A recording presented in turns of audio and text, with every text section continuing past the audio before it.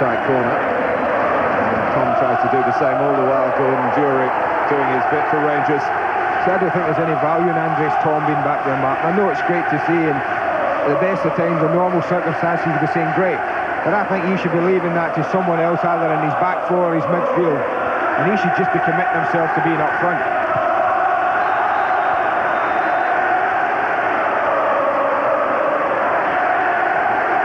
McLaren can smile.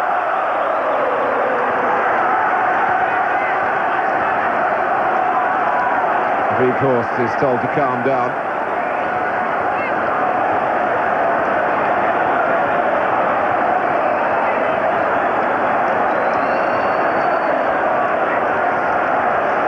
Brian Ladrup with the sort of finishing that Denmark will hope to utilise in Euro '96. The sort of finishing that Rangers haven't seen too much of this season. Overall, with an injury or two to deal with, it's not been quite as dramatic as his first season in Scotland, but it's certainly been a dramatic contribution in the context of the Tennent's Cup semi-final. Whistle's gone.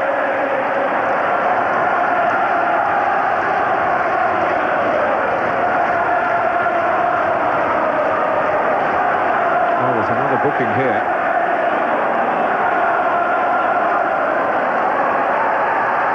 Well, Weghorst, who was spoken to a moment or two ago. Tom Boyd trying to intervene. Just, I think, to clarify proceedings. And it's a free kick. But Rangers can almost relax over. Gascoigne. At least they've sent Petric up. And he doesn't quite get there because Hughes hasn't lost his concentration.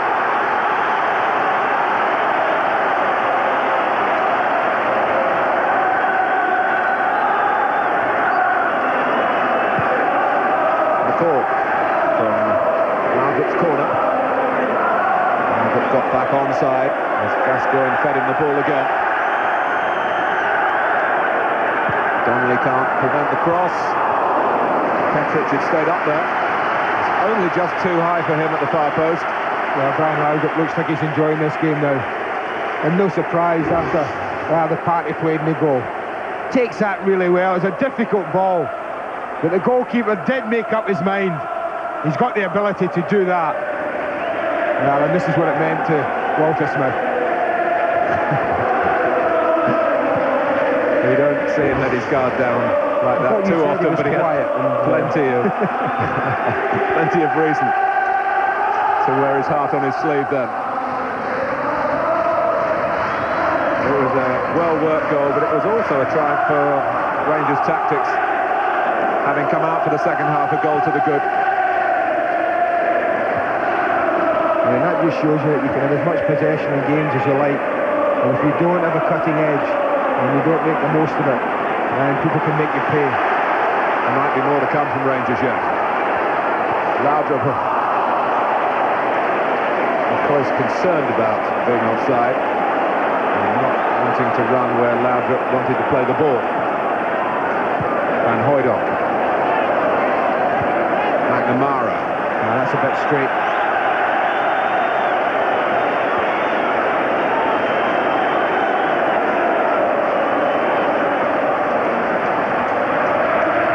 Well, there's not much difference in the attempts at goal. There's a vast difference in how many have been put on target. Listen, the one Celtic man who certainly troubled Andy Gorham through the power in McStay's effort. But when Rangers scored from a rebound off the goalkeeper, Celtic couldn't reply in kind.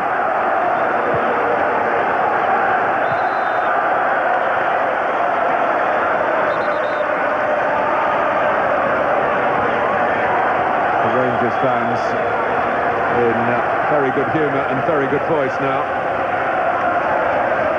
It's a long while before this semi-final started to shape up their work. The attendance not quite total capacity, that's just under 38,000 these days. I have to say the prices that the fans have paid, less than half charged for the English equivalent last weekend.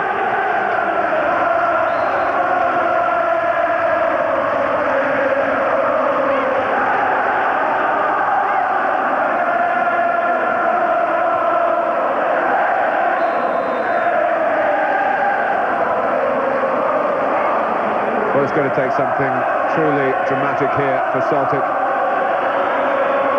to avoid losing their grip on the Scottish Cup. Not impossible, but the signs haven't been totally encouraging.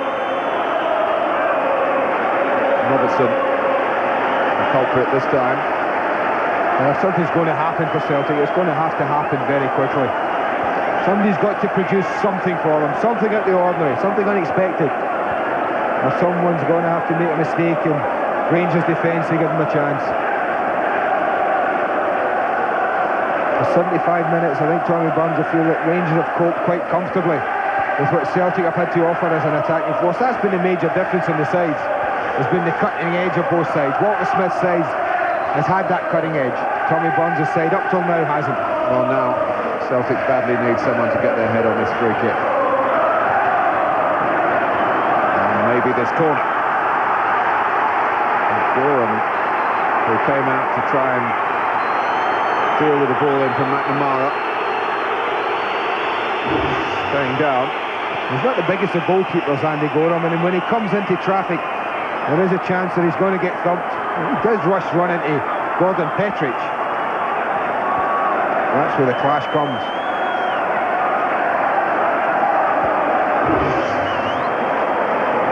Now, Rangers do have a substitute goalkeeper if required. Colin Scott, a loyal reserve here. Of course, they've signed the Dutchman Theo Snelders recently. He's not eligible today.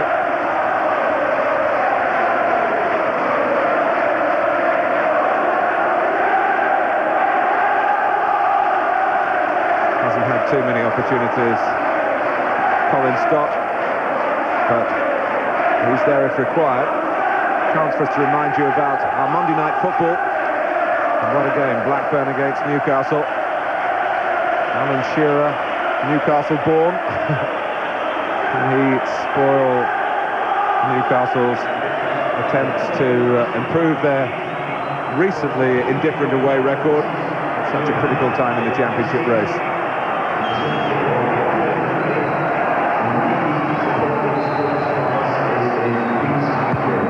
McKinley takes the corner. McStay. McNamara. And Gorham, if he was shaken, would be pleased that that came close enough to really stop any Celtic player coming in with any hope of reaching it before the Rangers goalkeeper.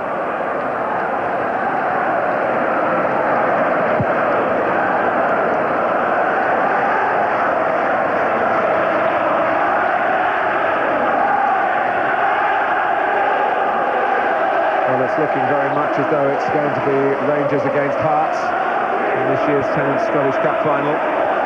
Because Hearts were the last side to beat Rangers at Ibrox as well back in January.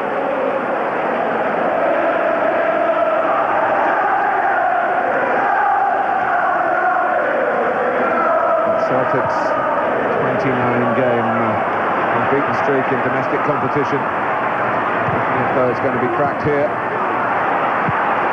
by the side that this season has just, when it's mattered, held the upper hand in the Old Firm clashes. It certainly mattered today, and Rangers closing in on the right result. Trevor Stephen looks as though he's going to play a part again. A comeback that will mean a great deal to him and his followers. McNamara. Good covering by Petric. They've needed a player to be in the right place defensively. There's been a reliability about Rangers at the back. They work well, actually, Martin. The three centre-backs really, they know their jobs. They're very well organised. Well, Gordon Jury has done a job for the side, as well as being involved in the second goal, and indeed, if you trace back the first one as well, there's some good control from him, and he's chased up and down against Tosh McKinley. But for the last 10 minutes, that job is passed to Trevor Stephen, who's been out since August, a cartilage operation. That took 4 months to recover from, and then a blood clot in a calf, put the comeback on hold again.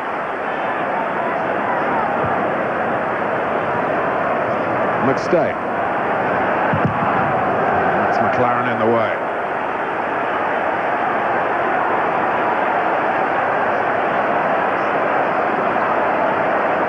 Grant. This is Donnelly. Now McNamara. It's a little bit of holding earlier on by Robertson, but went unspotted. And Rangers break out here through Robertson.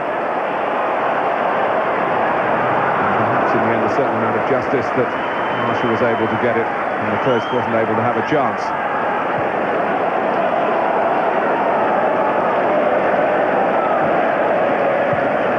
And Hoydon, Donnelly.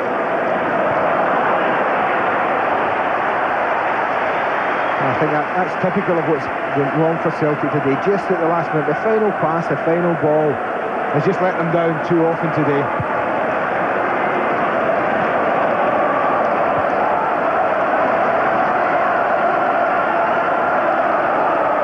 Is coming from the Rangers bench, Davy Dodds and Archie Knox. He's trying to get his players perhaps to not sit back. Just the risk if Celtic get one, then the nerves really would be rattled, and there might be another one, and Van Hooydonk has got one! So Celtic not out of it yet. Well, it's moments like that that change semi-finals. He's been virtually anonymous for most of this game, Pierre Van Hooydonk, but he's got a striker's instinct. And this is a much better cross in. Probably the best ball that anyone's played in from Celtic today. And when it's in there, you want someone on the end of it. Van Hooydonk puts himself across Alan McLaren, and that's a super header past Andy Gorham. Just glides it in, no power, just glides it into the corner. And what an interesting end to the game we have now. Well, the big man with a big scoring record, who has not played a big part in the game to date, has set up a big finish.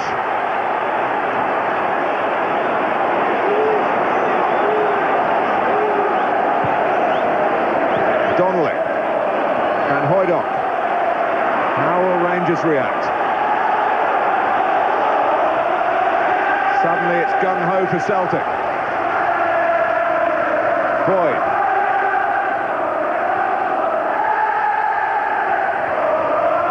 Grant.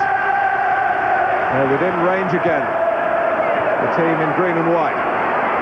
Boyd.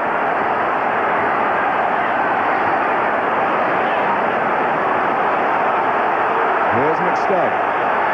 McKinley. Trevor Stephen, the substitute.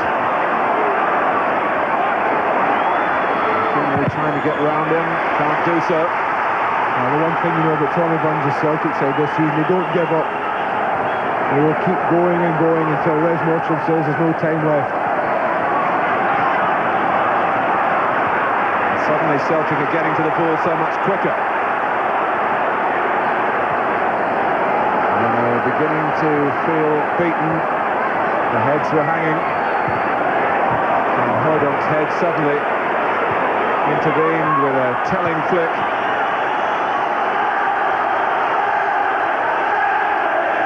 Weghorst.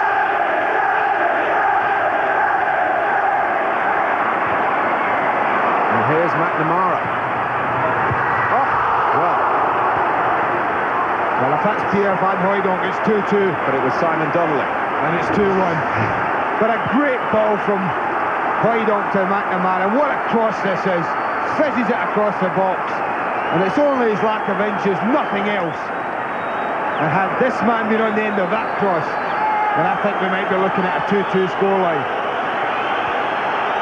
We still might. Of course, an extraordinary finish here to yesterday's semi-final. 3 goals in the last 10 minutes. between Hearts and Aberdeen. Yeah, they left it late against Dundee United as well, Celtic, didn't they? 2 in the last minute.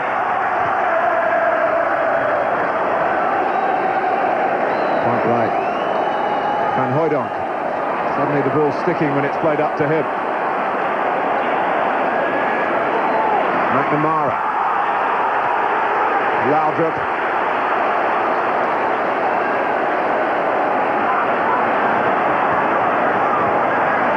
Stephen. He was caught by McKinley. But he got back to dispossess Donnelly and make up for the mistake, but Celtic had the throw.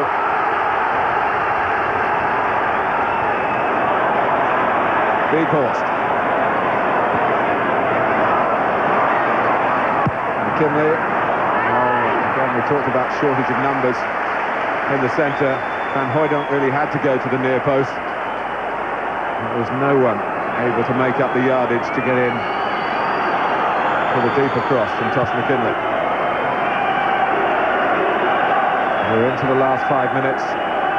Just to remind you again, should Celtic equalise, there is no extra time. Be straight to a replay a week on Wednesday. Tom.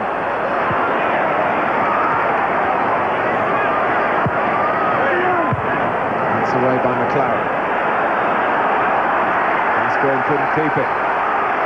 McStay. Van Hooijdonk. Right on the edge of the area, and determined play by Davy Robertson. McStay. 4 minutes to go.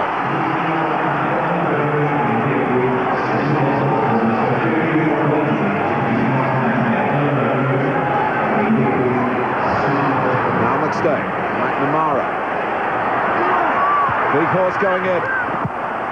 Yeah, it was a lovely tempting cross, I have to say, and Alex Cleland was the one under it. I thought Weghorst would fancy his chances here. Beautifully floated cross. McNamara's now provided 3 great crosses in the last 5 or 6 minutes of this match. Has it come too late for Celtic?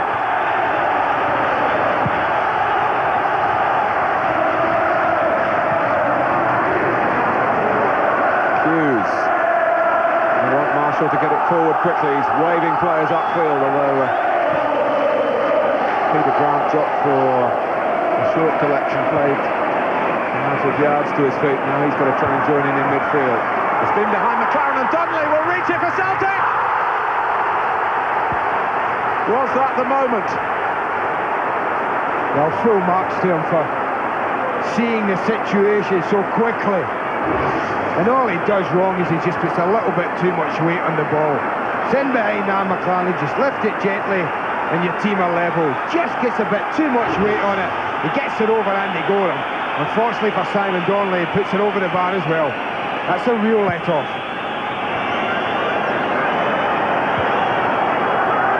Well, as a spectacle, the match has certainly improved as it's gone along to this climax in which Celtic are still trying to close the gap. That seems to be the story of their lives, closing the gap on Rangers. Andy, man of the match. Well, it's not been a classic and there's not been many brilliant performances. One guy, I think, who from start to finish has really put everything in, worked his socks off and said, played well. And I tell it's man of the match is Stuart McCall. Still captaining Rangers with Richard Gough, who had a chance of playing today. Now Peter Grant.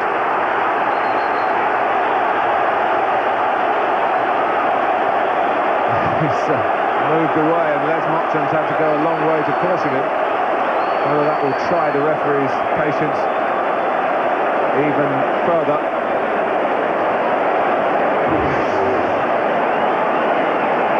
I think he wins the ball, and he certainly goes over Brian Laudrup, but he seemed to me to get a piece of the ball, Peter Grant.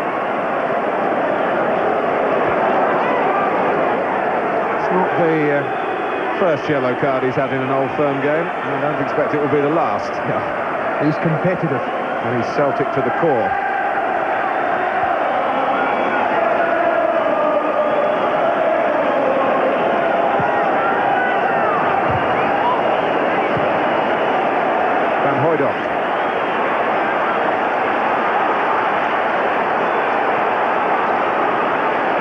Grant.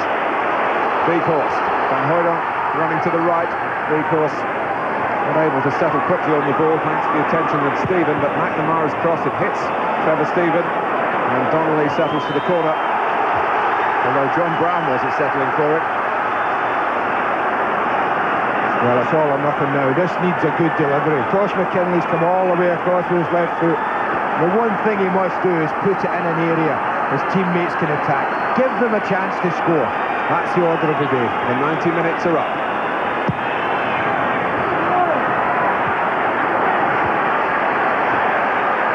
McStay.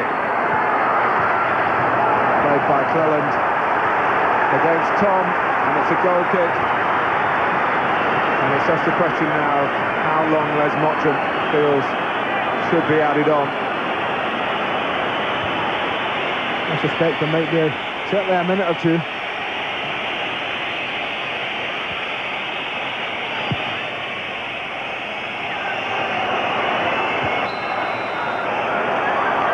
Free kick to Celtic.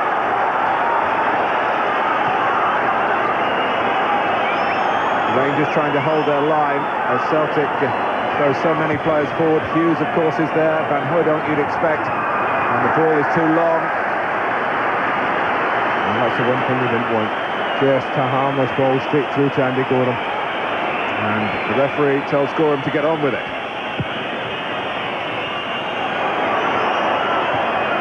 McCoist.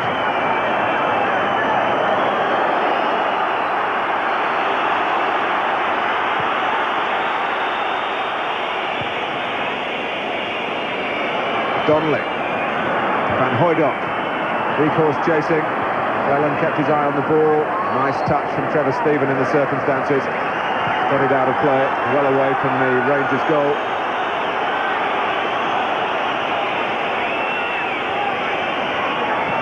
Not that far away. Not as far away as it seemed and Stephen hoped. It's McKinley with the throw. 2 minutes of stoppage time play. It's just got to go in the box. McKinley. Hughes. Good tackling back from McCoist. Gascoigne rather brushed aside that time. McStay. Well, just for a second, it looked as though he might be able to stride on and end this semi-final sensationally and take us to a second game. It doesn't look as though it's going to go that way. Grant. Still maybe time for one more Celtic attack.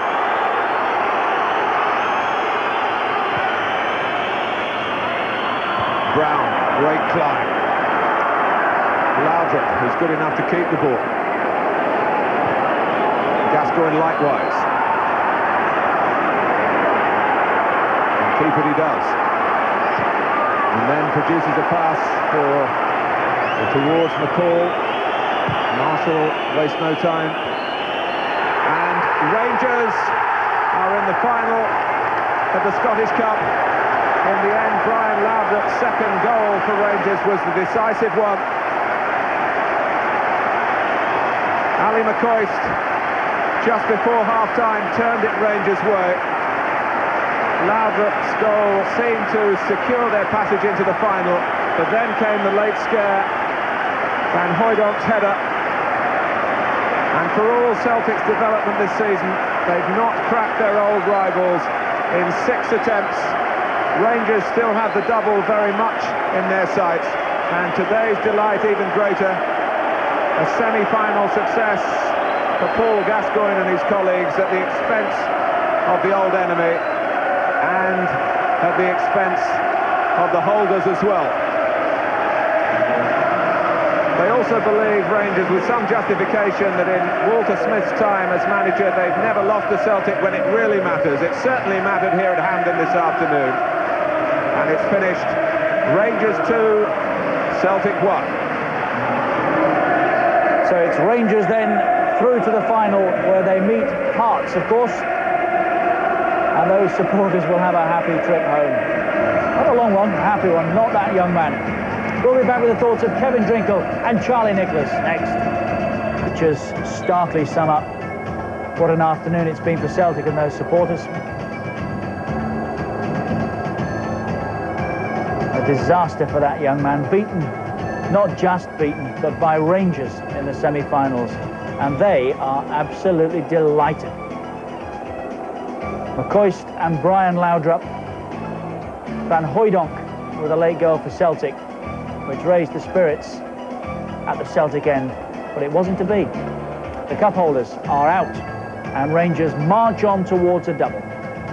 Final score at Hampden Park, 2-1 to Rangers, who only had 6 attempts all afternoon, hit the target 4 times and scored with 2. 10 attempts from Celtic, on target just twice. Look at the corner count. And the bookings, 8 in the end. 4 apiece. 31 fouls. Possession, 60% for Celtic, who got through once, but it wasn't enough. OK, we'll get the thoughts of Kevin Drinkle and Charlie Nicholas in a moment. First of all, let's go pitch side with Davy Provin. He's got Ali McCoist and Paul Gascoigne with him. Well, with no disrespect to Hearts, who are now awaiting you in the final, do you feel you've just cleared the big hurdle there? Not really. I've seen Hearts come back. I've seen Hearts play. They beat us 3-1 at home. They played very, very well. It's going to be a tough final, but I'm going to enjoy it. How tough was it out there today? A lot of challenges flying in the first half. Yeah, I think we seem to do that a lot. I mean, challenges were going on. Everyone was getting stuck in. The thing is, though, we get the goal, and the second one, then we seem to sit back, and then they attacked. But credit to the lads, we're hung on there. Well, Ali got the first goal. Ali, how relieved were you because you had missed a good chance earlier on? That's right, I should have hit the one earlier, as Paul told me after I missed it. But I was pleased to get another chance. Missing them doesn't bother me, David. You know, as long as I go on the end or something. And I was pleased to get the one on just before the end of the first half. Is it going to cost Rangers more money now to keep you here next season? I hope so. I'm going to need to see him for my new contract now, I think. Well, how much has this team been motivated by suggestions that Celtic have been a better footballing side? I don't think it's that. I think if you look at it, Celtic have played well, good football. Rangers have normally rattled. We've continued to play the good football and win matches. The only difference is Celtic have done that as well, and that's the only reason. And I put credit to Tommy, they're playing good football. What would it mean to you to win a double in your first season in Scotland? Not bad. It means everything, because I've had about 3 years out of soccer, and this is what it's all about, and this is what it's all about, getting fit back for, you know. Ali, can you think of a better way of spending Easter Sunday? Yes, tonight. Enjoy, lads. Well done. Thanks very much. Thanks, Well, if you see him on the town tonight, steer clear. Ali McCoist intends to celebrate, that's plain. Kevin Drinkle and Charlie Nicholas are here with us. I don't think you felt that Rangers were full value for the lead at half-time, Kevin. What about at the end of 90 minutes? Well, I think we have to look back and say, you know, they've done a job. I think when they come to the game today, Celtic's full-backs are the people that are going to hurt you. They've played Laudrup and Jury to stop that and hit them on the break. And apart from the last 10 minutes, maybe dominated that side of it. And Celtic, Charlie, will look back on 60% of the possession, 10 opportunities at goal. Maybe didn't hit the target often enough, but from that, they've got to score more, haven't they? Well, they have. I think they lacked a bit of imagination in the last 25, 30 yards out. Other than young Jackie McNamara, I felt he was the only one that hit any real quality into that area. It proved so for the goal, and once they scored the goal, they looked threatening after that. But up until then, I thought Rangers were kind of coasting to maybe the 1 or 2-0 lead. We nearly had the finish we were looking for, but having got the goal, they couldn't find a way through again, could they? No, they couldn't, but they did come close on a few occasions. This is Rangers' goal coming up. It's Robertson and Laudrup, typical link-up. And he just tries to pass this in the corner. Don't think we can blame the goalkeeper. Mr. Poacher's there again. As we said at half-time, Kevin, that is a striker's goal. You've done it often enough for Rangers. McCoist done it more times than anybody else. I think it's obviously that's his forte. We spoke about that at half-time. To be in the right spot, the right time, you can't buy that. He's great at it, and he'll be pleased with what he's done today. There is obviously some discussion up here about his future. He's just made reference to it, the new contract. Be a brave club to let him go, wouldn't it? I think just the extra few pounds, I think, will help him.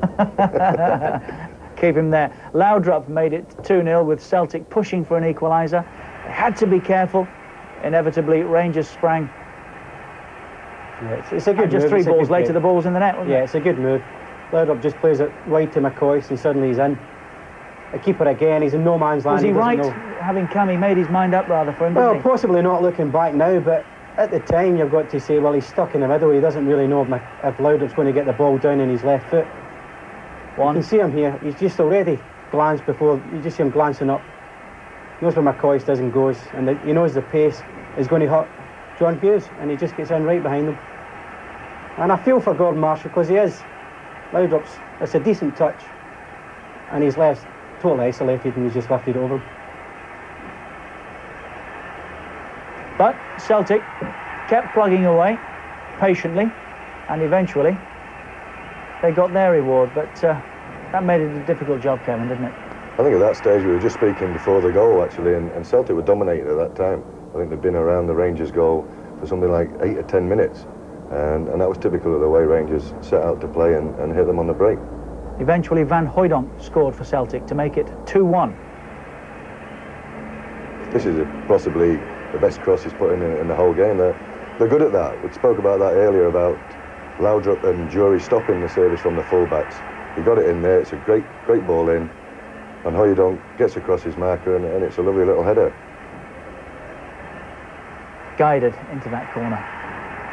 The cross has made it. I mean, the pace on the cross is bending in towards the forward quite nicely. And he's begging for somebody to go and head that into the net. And Pierre Van Hooijdonk's done just that and got him back in the game. And, you know, coming from McNamara was a lovely cross. It makes your mind up to go for that near post run. And there were two more in that final spell, that final 10 minutes or so from McNamara. Donnelly was the player on the end of them. And he said here that had it been Van Hooijdonk and not Donnelly, this was 2-2. Yeah, I think we're just in a period. Couldn't get up enough, could he? We're in a period now where they've thrown caution to the wind, and they need that extra goal, and the fullbacks have ventured forward more. Whether that's Laudrup getting tired, we don't know, but definitely the fullbacks got the service into the box, and as we say, somebody maybe 2 inches taller would have buried that one. And what about this opportunity? This was virtually the last chance of the game, and what a finish this would have been for 2-2. But he sniffed the chance out here himself, Charlie, didn't he? Well, he did. He anticipated. He got in behind McLaren. But, I mean, I think Gorham's done tremendously well there. I mean, Donnelly's running in and goal, knowing that he's favourite to get the ball, but Gorham's threw himself the whole lot at him, and he's got to lift it over him. Unfortunately for Simon, lifted it too much. But, I mean, Gorham, I mean, you've got to give him praise there. Well, let's find out if his manager does. Here is Walter Smith with Davy Provin. Walter, at 2-0 up, you appear to have the game under control, but you finished the game once again on the ropes. What was going through your mind when Celtic scored? Well, exactly the same as the league game the other week. They managed to get ourselves in front and sat back a little bit and allowed Celtic to come into the game, and I felt we did that again today. You know, we've got quite a few players that have been out for a period of time over the season with injury, and I don't think we're at full match fitness. But in saying that, you know, a wee bit of deja vu. I thought we were going to go back into that situation where we're going to let them back into the game again. Nevertheless, you came through, and it's another crunch game against Celtic 1. What do you make of the character of this Rangers side you have? Well, we've always said that. I mean, I've said over the period we have a terrific team spirit in the dressing room. I think that's seen us through in a lot of games. We've never maybe been able to play great football on a consistent basis, but we've managed to get results over the season, and you know, that I suppose is the main thing for us. If you look ahead now to the run in the Championship, do you think now that there's no need for motivation, will you take a real high off of this going to Tynecastle on Wednesday? Well, I said to players before the game today, if there was a need for motivation for this game and for the remaining games of the season, then I, as a manager, had a problem with a group of players. I think they see the winning post, and you know, they're in a situation just now where if they can't motivate themselves for that, then there's something far wrong. And I think they showed for the first hour of the game anyway today. I felt we created some really good chances to score, and you know, might have been more than the 2 up at that stage. But then again, in the latter stages of the game, Celtic come back at us, and you know, they might have got an equaliser near the end. Will you be glad to see the back of them? Do you think 6 times is too much in the one season? Well, 6 times is an awful lot, especially the importance that people place in the games. It's not good in the nerves. But we've managed to get away with the 6 without losing this season, so that's the first time I can remember that for a long while. Ali McCoy says he wants to talk to you right now about a new contract. Well, I think that'll probably be the case. I mean, I can't get away from it. He's always there to score. And then again today, and you know, he might have managed to have another one. Actually missed one in the first half of the game, which is a wee bit unusual for him. But I'm sure that if he comes in on Monday morning, everything will be waiting for him. Seriously though, will you keep him? Oh, yes. I mean, we'll try to do so. I mean, you see the people jump in all the time just now. I mean, he himself wants to stay in, and the club want to keep him, and that's the basic thing. And we've not really sat down and got to talking about a contract. And there's a lot of stuff appears that he's going to Japan or going to America or you know, wherever he's going. It's an important stage of his career, and when people ask me if we're going to sign him, I can't say yes because he's got to agree to that as well. And nowadays the players have the freedom to leave the club if they wish. So therefore, it's maybe me putting the cart before the horse by saying we're told to keep him, but I'm sure in the next few weeks we'll come to some kind of agreement. OK, Walter, well done today. Thanks, David. It's a refreshingly honest answer as well. Charlie, just thinking about those distraught Celtic fans making their way home tonight. 6 times they've had a crack at it this season, and they haven't beaten Rangers. What was the missing ingredient, do you think? I just thought the imagination. I was expecting a bit more from Andy Tom today. He kind of flickered in and out the game in wide positions. But in general, across those 6 games? Well, in general, I don't think there's... Rangers have got a style of play that they adapt against Celtic, and they just sit in and defend. Celtic are the attacking, so more of an attacking side. But when it comes to the defensive setup, Celtic are vulnerable because Rangers will hit them on the break. Probably out of the 6 games, Celtic have probably been the best team in most of those games, probably 5 of those games. So it's particularly difficult for them to accept. That makes it worse, doesn't it? Yeah, of course, it's really difficult. But as long as their team keeps going at Rangers, they'll be just happy. I mean, they'll be disappointed tonight, but over the season they've been pretty happy. Are they too far away in the title race? No, I don't think they are. I think it could go all the way. They've got to dig in now and keep the results coming in the league, but they've got to give their fans a good run-in. So that's Rangers into the final this afternoon. The other semi was played yesterday, of course, between Aberdeen and Hearts. The commentator is Rob McLean.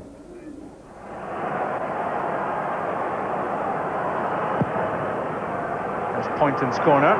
There's Dave McPherson's header! Cleared by Michael Watt! And it's there! John Robertson has scored! John Robertson doing what he's best at.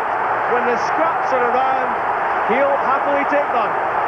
Dave McPherson caused the problems from the corner kick with the downward header. Aberdeen couldn't get it clear. Now what can Aberdeen do with this free kick? In from Glass, up goes Rusey, up goes Duncan Shearer, and Shearer scored! Shearer rescues Aberdeen.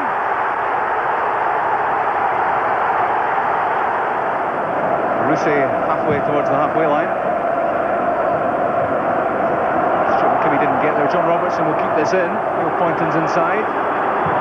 Johnston's in the middle. There is Johnston's header! Alan Johnston has scored for Hearts. And this match takes another amazing twist. That's Hearts into the final for the first time in 10 years. Rangers 7-2 on Hearts 5-2. Can you see beyond another Rangers win, Kevin? Obviously, the way we're looking at the moment, but that's a big boost to Edinburgh, I think. Everybody talks about the Glasgow side of stuff, and they've made great progress this year, so they'll be happy to be there, and I'm sure